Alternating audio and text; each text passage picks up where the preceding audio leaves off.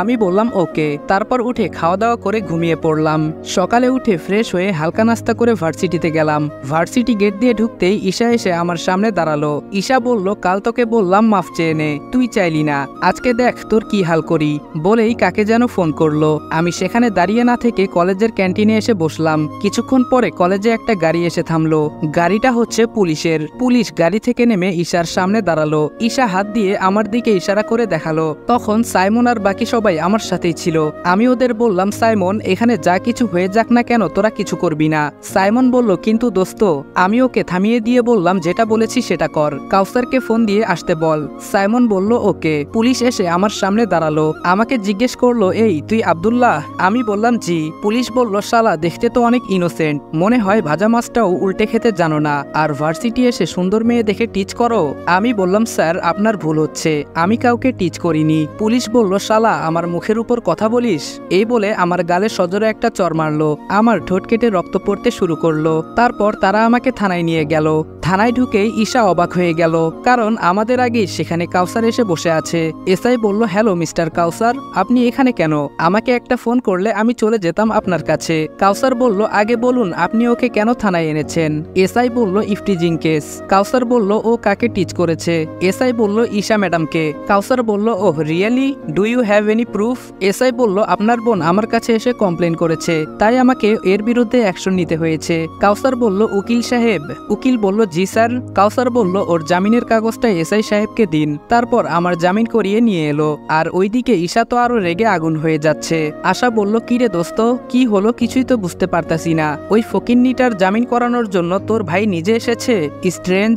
ঈশা বলল, আমিও কিছুই বুঝতে পারছি না, তবে হ্যাঁ, ওই ছোট লোকের বাচ্চাকে সাইজ না করা অবধি আমার শান্তি নেই। এদিকে কাউসার বলল, এই নাও রবিন চৌধুরীর অ্যাড্রেস। আমি বললাম, যেগুলো বলেছিলাম সেগুলো? কাউসার বলল, রবিনের বাসার চারদিকে টেরোরিস্টের একটা গ্যাং ওকে গার্ড করার জন্য রয়েছে, যাদেরকে ও স্পেশাল ভাবে অ্যাপয়েন্ট করেছে। তাছাড়া ও বাহিরে বের হলে ওর গায়ে বুলেট প্রুফ জ্যাকেট ও বুলেট প্রুফ কার ইউজ করে, আর সবসময় ওর সাথে গার্ড থাকে, তবে একটা সময় বাদে। আমি বললাম, কখন? কাউসার বলল, সপ্তাহে একদিন ও ওর প্রাইভেট গেস্ট হাউসে থাকে, তখন ওর সাথে কোনো গার্ড থাকে না, আর সেটা আজকেই। তবে তুমি ওকে মারার জন্য বেশি সময় পাবে না, কারণ ও বেশি সময় গেস্ট হাউসে থাকে না। রাত 1:30 থেকে 3:30 তখন ও ওর গেস্ট হাউসে থাকে। এ সময়ের মধ্যে ওকে মারতে হবে। তুমি কি পারবে এত কম সময়ে? আমি কাউসারের কথা শুনে হাসলাম। কাউসার বলল, তুমি হাসছো কেন? সাইমন বলল, ভাই তোর কথা শুনে হাসছে। কাউসার বলল, কেন? আমি কি এমন বললাম হাসির মতো? সাইমন বলল, কাউসার ভুলে যাস না ভাই, অস্ত্র তো জমা দিয়ে দিছে অনেক আগেই, কিন্তু ট্রেনিং সেটা এখনো আছে, 2 ঘন্টা অনেক সময়। আমি বললাম, আমার প্রয়োজনীয় জিনিসগুলো? কাউসার বলল, সব গাড়িতে রাখা আছে। আমি বললাম, হ্যাঁ তাহলে ঠিক আছে, তুই এখন যেতে পারিস। কাউসার বলল, ওকে। তারপর কাউসার চলে গেল। আমি বললাম, সাইমন দিয়াকে কল কর। তারপর সাইমন দিয়াকে কল করলো। প্রথমে রিং হয়ে কেটে গেল। তারপর দিয়া ফোন ব্যাক করলো। দিয়া বলল, হ্যালো। আমি বললাম, হেই দিয়া, it's time to wake up baby.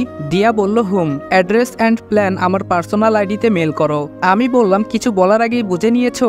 Good, that's my lady. তারপর আমরা সবাই হোস্টেলে চলে এলাম। এখন শুধু রাতের অপেক্ষা। ওইদিকে ঈশা বলল, ভাইয়া তুমি কেন ওই ছেলেটাকে বাঁচালে? কে ও? কাউসার বলল, ও একবার আমার প্রাণ বাঁচিয়েছে, তাই ওর প্রতি একটা দায়িত্ববোধ আমার আছে। ঈশা বলল, প্রাণ বাঁচিয়েছে তো কি হয়েছে? আমার থেকে কি ওই ছোট লোকটা তোমার কাছে বেশি নাকি? কাউসার বলল, জানি না, শুধু জানি ও খুব ভালো ছেলে, তুই আর কোনোভাবে ওকে কষ্ট দিবি না, ব্যাস। ঈশা রেগে চলে গেল ওর রুমে। রাত 3টা। রবিন রক্তাক্ত অবস্থায় আমার সামনে বসা। দিয়া বলল, আমার কাজ শেষ, আমি এখন আসি। আমি বললাম, কোথায় যাবে ডার্লিং? সবে তো তোমার কাজ শুরু, তুমি এখানেই থাকো। দিয়া বলল, কিন্তু আমি থাকবো কোথায়? সাইমন বলল, তোরা এই বিষয়ে পরে কথা বলিস, আগে এটার খেল খতম কর। ওরে দেখা আমার খালি শরীর জ্বলতাছে, মন চাইতেছে শালারে ইচ্ছামতো কোপাই। আমি বললাম, তোর যা মন চায় তুই কর, তোর জন্য সব ফ্রি, তুই তো আমার ফ্রেন্ড না, আমার ভাই। তারপর সাইমন রবিনকে মেরে ওর লাশের পাশে একটা ভূতের মাস্ক ফেলে দিল। তারপর আমরা ওখান থেকে চলে আসলাম। দিয়ার থাকার ব্যবস্থা করলাম কাউসারের বাসার ছাদের চিলে কোঠাতে। পরের দিন সকালে মারুফ নিউজ দেখছিল। ব্রেকিং নিউজ, গতকাল রাতে শহরের বিশিষ্ট ব্যবসায়ী রবিন চৌধুরী চৌধুরীকে কেউ তার প্রাইভেট গেস্ট হাউসে নৃশংসভাবে কুপিয়ে হত্যা করেছে। কিন্তু অবাক করার বিষয়, খুনি কোনো রকম প্রমাণ রাখেনি, তবে লাশের পাশে একটা ভূতের মাস্ক পাওয়া গেছে, যেটা হয়তো খুনির। পুলিশের মন্তব্য, খুব শীঘ্রই খুনি ধরা পড়বে। আপাতত এইটুকুই, বাকিটা জানতে সাথেই থাকুন। নিউজ দেখে মারুফের মুখে অনিচ্ছায় বেরিয়ে এলো ডেভিল। আর তখনই মারুফের ফোনে কল এলো। মারুফ ফোন রিসিভ করতেই যা শুনতে পেল তা শোনার জন্য মারুফ মোটেও প্রস্তুত ছিল না। মারুফ বলল, হ্যালো। আমি বললাম, কেমন আছিস? মারুফ বলল, কে আপনি? আমি বললাম, এত তাড়াতাড়ি আমাকে কিভাবে ভুলে গেলি? মারুফ বলল, মানে কে আপনি? আমি ওর কথায় হাসলাম। মারুফ তোতলাতে তোতলাতে বলল, ডেভিল। আমি বললাম, yes my dear friend, thinking for the devil and the devil is here. অনেক আরাম করেছিস, এবার একটু গেম খেলা যাক। কি বলিস তুই? মারুফ বলল, গেম? কিসের গেম?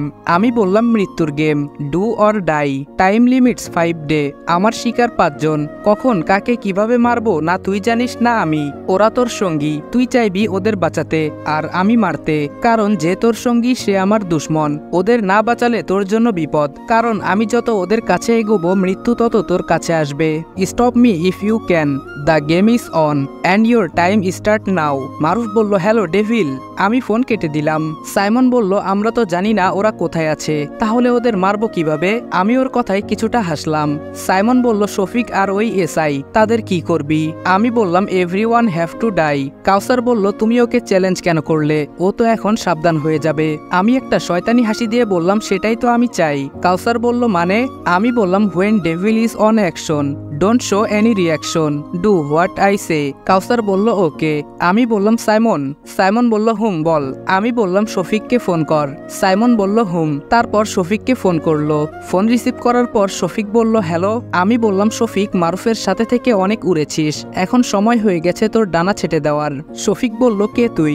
আর তুই জানিস তুই কার সাথে কথা বলছিস?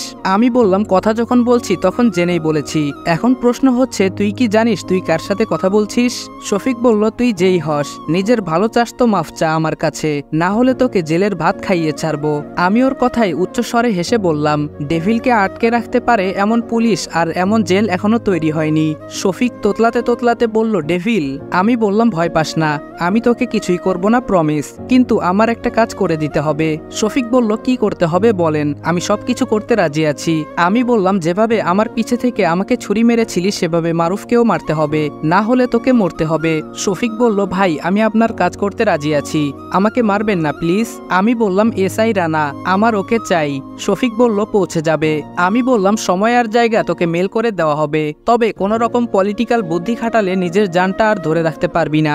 শফিক বলল, আপনি নিশ্চিত থাকুন ভাই, এরকম কিছুই হবে না। তারপর আমি ফোন কেটে দিলাম। পরের দিন। অনেকদিন কলেজে যাওয়া হয় না, তাই আজকে কলেজে গেলাম। কলেজের গেট দিয়ে ঢুকতেই কয়েকটা ছেলে এসে আমার রাস্তা আটকালো। ছেলেগুলোকে আগে কখনো দেখিনি। তখন ছেলেগুলোর পেছন থেকে ঈশা বেরিয়ে এলো। ঈশা বলল, তোকে কতবার বললাম সরি বলে নে, তুই শুনলি না, এবার দেখ তোর কি হাল করি। এই মার ওকে, যতক্ষণ না আমাকে সরি বলবে ততক্ষণ ওকে মারবি। তারপর ছেলেগুলো আমাকে মারতে শুরু করলো, যে যেভাবে পারছে